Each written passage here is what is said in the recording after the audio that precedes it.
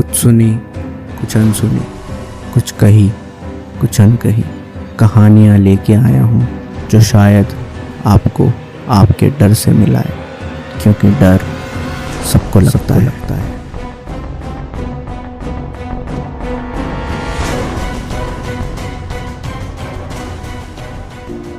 विशाल, रवि, नैना और अजय कॉलेज के दिनों से ही पक्के वाले दोस्त थे। उन्होंने अपने कॉलेज के दिन मिलके गुजारे थे। ग्रेजुएशन के बाद सब अपनी अपनी ज़िंदगी में व्यस्त हो गए। 4 साल बीत गए और एक दिन रवि ने एक प्लान बनाया कि चारों दोस्त मिलकर एक ट्रिप पे जाएंगे, जैसे कॉलेज के दिनों में जाया करते थे, और वही मज़े और मस्ती करेंगे जो उस समय वो किया करते थे। विशाल, रवि, अजय और नैना चारों ने अपनी खासा व्यस्त ज़िंदगी से कुछ दिन निकाले और वो सब एक पुरानी जगह जाने का प्लान बनाते हैं जो शायद किसी छोटे से हिल स्टेशन पर था। और सब कुछ सही था। रात भर मस्ती करना, पुरानी यादों को ताज़ा करना और नई यादें बनाना। पूरा ट्रिप बिल्कुल वैसे ही निकला जैसे उन्होंने सोचा था। 3 दिन मज़ेदार रहे और चौथी रात जब वो लोग वहाँ से वापस जा रहे थे, तभी एक छोटी सी बात ने उन सबको अपनी तरफ खींच लिया। एक पुरानी खंडर इमारत। उस छोटे से हिल स्टेशन पे उन्होंने इसे पहले नहीं देखा था, और इससे पहले वो वहाँ से जाते विशाल उस जगह को देखना चाहता था। तो वो सबको कहता है, चलो यार वहाँ चलते हैं, मुझे देखना है उस जगह को। अब यहाँ तक जब आ ही गए हैं तो उस जगह को देख ही लेते हैं, फिर पता नहीं यहाँ कभी आए या ना आए। रवि और नैना उसकी ये बात मान लेते हैं, पर अजय, उसके चेहरे का रंग उड़ जाता है। वो उन्हें डरते डरते कहता है, यहाँ नहीं जाना चाहिए यार, ये सही जगह नहीं है। जब विशाल ने बताया ना कि हम यहाँ घूमने आ रहे हैं, तब मैंने जगह के बारे में पढ़ा। नहीं जाते यार, ये जगह सही नहीं है। तभी रवि कहता है, क्या यार तेरा हर बार का है, चल लेना, सबके साथ में ही तो है, मज़ा आएगा, याद करेगा बेटा तू ये ट्रिप। इसके बाद अजय के पास भी कोई चारा नहीं था। फिर वो चारों उस इमारत के आगे पहुंचते हैं और गाड़ी से उतरते हैं। फिर वो एक बड़े से लोहे के दरवाजे के सामने खड़े होते हैं। दरवाज़ा टूटा हुआ होता है और खुला भी हुआ होता है, पर उसे देखकर ऐसा लगता है कि काफ़ी समय से वो ऐसी ही हालत में था। अजय फिर कहता है, यार रहने देते हैं, समझो मेरी बात, रहने देते हैं, मुझे ठीक नहीं लग रहा है। जो मैंने इसके बारे में पढ़ा है वो कम से कम सुन तो लो तुम लोग। मैं तुम्हें बताऊंगा तो तुम भी इसके अंदर नहीं जाओगे, समझो। नैना समझा यार इनको। विशाल, रवि, रहने देते ना यार। अजय की आवाज़ में डर साफ झलक रहा होता है। तभी विशाल बोलता है, देख अजय, गाड़ी बाहर ही खड़ी है, कुछ भी हुआ तो हम तुरंत वापस आ जाएंगे, और इतना क्या डरना, क्यों फट्टू बन रहा है, अब तो बड़ा हो जा, 4 साल हो गए भाई कॉलेज को। और वो ये बोलने के बाद उस लोहे के दरवाजे को हल्का सा और खोलता है और अंदर जाने लगता है। उसके पीछे ही रवि और नैना भी चलने लगते हैं, पर फिर भी अजय उस गेट के बाहर ही खड़ा रहता है। ये देखकर नैना वापस जाती है और अजय का हाथ पकड़कर उसे अंदर लाने लगती है। तभी रवि बोलता है, क्या यार अजय, इतना तो नैना भी नहीं डर रही जितना तू डर रहा है। और ये सुन के वो सब हंसने लगते हैं। उस जगह का माहौल बिल्कुल शांत था। दूर दूर तक शायद वहाँ कोई भी नहीं था, सिर्फ जंगल की, रात की और जानवरों की हल्की हल्की आवाज़ आ रही थी। वहाँ की हवा कुछ ज़्यादा भारी थी और शायद वो अमावस्या की रात थी। उस लोहे के गेट को पार करने के बाद शायद वो कुछ 2 मिनट तक ही अंदर चले होंगे जब वो उस बड़े से खंडर के सामने थे। उस इमारत का दरवाज़ा खुला हुआ था। फ़ोन की टॉर्च ऑन करके फिर वो चारों उस इमारत में घुसते हैं। वो एक काफ़ी बड़ा कमरा था जिससे कई सारे छोटे छोटे कमरे जुड़े हुए थे। वो कमरा बाहर से ज़्यादा ठंडा था और वहाँ एक अजीब से अकेलेपन का आभास हो रहा था।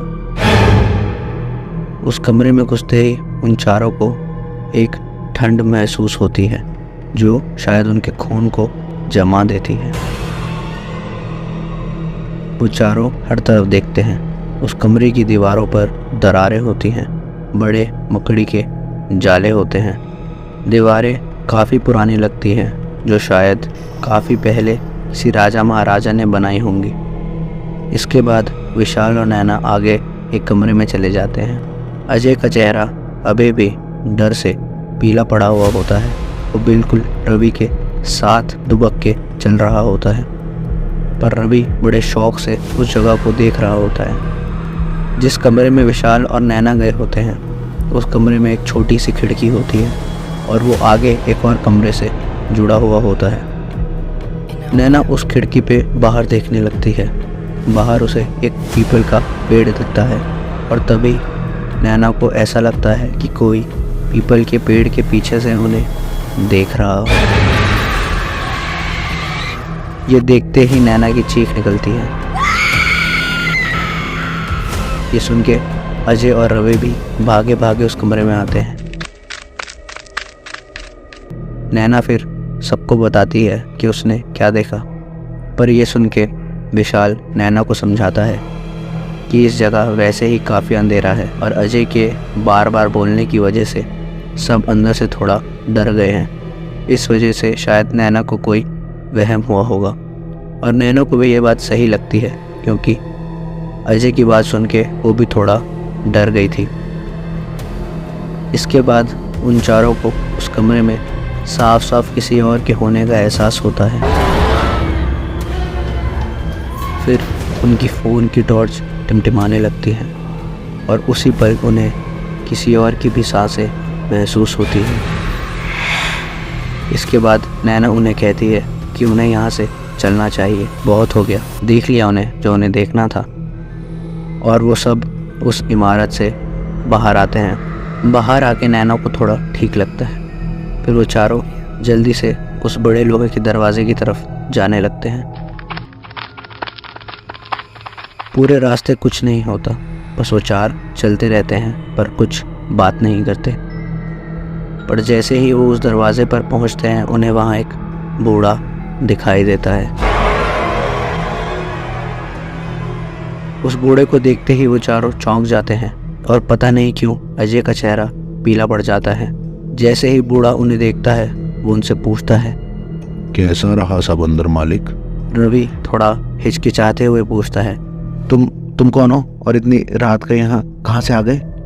बूढ़ा बोलता है, मैं चौकीदार हूँ साहिब यहाँ का। ये पुरानी इमारत है तो स्मारक ही, पर यहाँ ज्यादा लोग आते नहीं हैं। तभी रवि एक झटके से उससे आगे पूछता है, तो पहले कहाँ था और अभी कहाँ से आया? बूढ़ा बोलता है, मालिक यहाँ कोई आता नहीं ना, बड़ी कहानियां हैं इस जगह की, इसलिए यहाँ दिन में कोई नहीं आता, तो रात में तो कौन ही आएगा, तो जरूरत नहीं पड़ती। मैं यहाँ पास में ही रहता हूँ और ज्यादा लोग इधर रहते नहीं। तो जब आप लोगों का शोर मैंने सुना तो मुझे पता चला कि यहाँ कोई शायद आया है। फिर जब मैं यहाँ आया तो आपकी गाड़ी दिखी तो समझ गया कि कोई यहाँ आया है।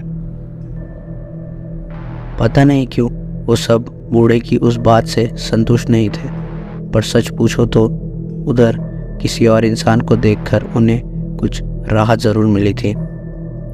बूढ़े ने आगे कहा, तो देखा आपको कुछ वहाँ? रवि ने फिर चिढ़ते हुए बोला, नहीं, कुछ नहीं देखा। पर उन सबके चेहरे कुछ और ही कह रहे थे। बूढ़ा फिर बोला, चलो अच्छा है यहाँ मालिक, वरना तो पता नहीं क्या क्या होता है यहाँ की कहानी भी है एक। अब इस बार विशाल उसकी बात काटते हुए बोला, हाँ पता है हमें। और फिर वो अजय की तरफ देखते हुए कहता है, अजय बता, क्या कहानी है यहाँ की, बता। अजय का चेहरा अभी भी उस बूढ़े को एक टक देख रहा होता है और वो पूरी तरह डर चुका होता है और वहाँ से कैसे भी निकलना चाहता था। पर उन सबको ऐसे देख के अजय को फिर कहानी सुनानी पड़ती है। अजय डरते डरते कहता है, ये जगह इस जगह को शैतान का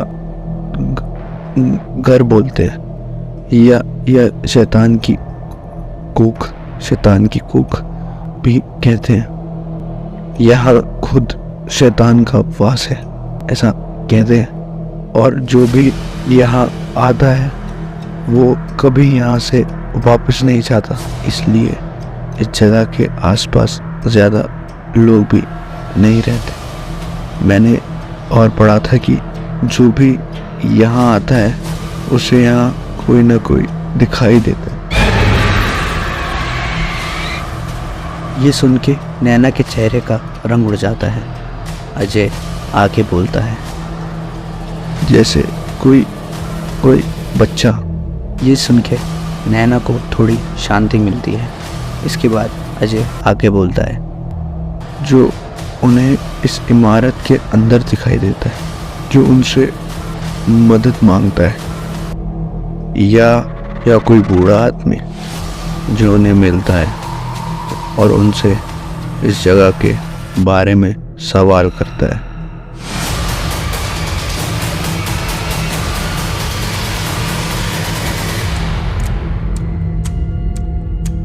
ये सुन के बाकी तीनों के चेहरे का रंग बदलने लगता है।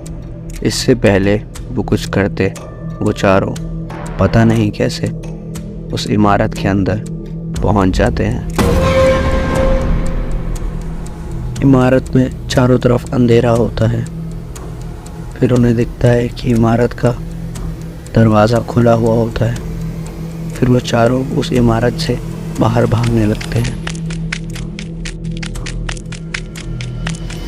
पर बाहर सिर्फ विशाल और नैना ही आते हैं।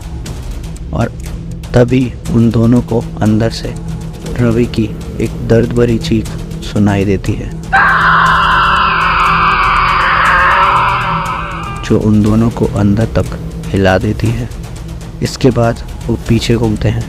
इसके बाद कुछ देर तक उन्हें कोई आवाज़ नहीं आती, और फिर कोई इमारत के अंदर से कुछ बाहर फेंकता है। वो रवि की सरकटी लाश होती है। और थोड़ी देर बाद ही रवि का सिर किसी गेंद की तरह लुढ़कता हुआ बाहर आता है। ये देखकर नैना की एक जोरदार चीख निकलती है, और विशाल की भी सारी बहादुरी खत्म हो जाती है। वो नैना को छोड़कर वहां से उस लोहे के दरवाजे की तरफ भागने लगता है। तभी वो सामने से अजय को आते हुए देखता है। उसके हाथों और चेहरे पर खून लगा हुआ होता है, और वो एक बड़ी खौफनाक मुस्कान उसे दे रहा होता है। उसे देखते ही विशाल रुक जाता है। उसके पैर डर से कांपने लगते हैं। वो धीरे धीरे पीछे जाने लगता है, और तभी अपने पीछे उसे नैना की एक चीख सुनाई देती है। झट से पीछे घूमता है तो देखता है पीछे भी अजय ही होता है, और उसने इसी शक्ति के साथ नैना को पकड़ा हुआ होता है। फिर इसके बाद अजय अपना हाथ हवा की तरफ बढ़ाता है, और नैना भी हवा में उड़ने लगती है, ऐसे कि अजय ने उसकी गर्दन पकड़ी हो। इसके बाद अजय नैना को और हवा में ले जाता है, और उसे किसी कागज़ की तरह 2 हिस्सों में फाड़कर अलग कर देता है। ये देखकर विशाल की आंखें फटी रह जाती हैं। नैना का खून चारों तरफ फैल जाता है। कुछ छींटे विशाल पर भी गिरते हैं। इससे पहले विशाल कुछ करे, अजय उसकी तरफ वही एक ठंडी गहरी मुस्कान लिए आने लगता है। उसे अपनी तरफ आते देख विशाल डर से गिर जाता है। वो सूखे पत्ते की तरह कांप रहा होता है, और डरते डरते अजय से कहता है, अजय मुझे छोड़ दे। अजय क्या किया तूने? मुझे छोड़ दे अजय। ये मैं हूँ अजय। मैं अजय उसी मुस्कुराहट के साथ कहता है, क्या हुआ विशाल, क्या हुआ? तू तो हीरो था ना ग्रुप का, तुझे तो किसी से डर नहीं लगता था ना, अब क्या हुआ? बोला था तुझे कि अंदर मत जा, पर नहीं, विशाल भाई ने जो बोल दिया बस करना ही है। हम सब तो बेवकूफ़ हैं, अब इस वजह से मुझे वो करना पड़े। ये बोलते बोलते अजय विशाल का पैर पकड़ता है और हंसते हंसते उसे घसीटते हुए उसी पुरानी इमारत के अंदर ले जाता है और दरवाज़ा बंद कर देता है।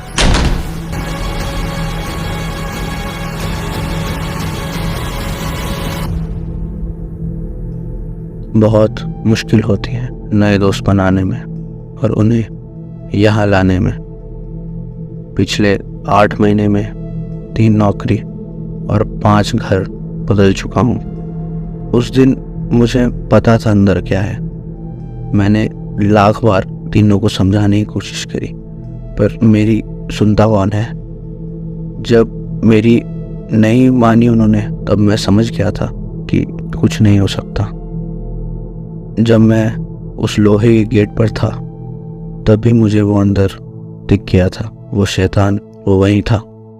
कहते हैं डर आपकी असलियत बाहर ले आता है, तो बस मैंने उसी शैतान से एक सौदा कर लिया था कि मुझे छोड़ दे, बस मुझे वापस जाने दे, चाहे मेरे दोस्त ना बचे, मुझे बख्श दे।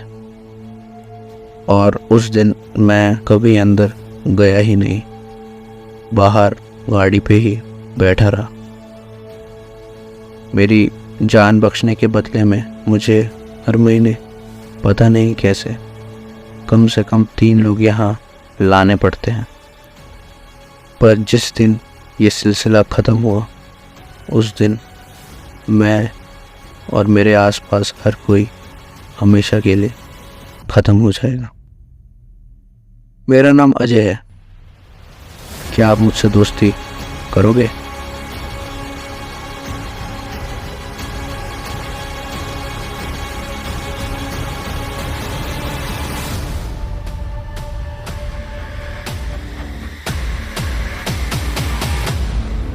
आप सुन रहे थे डर सबको लगता है।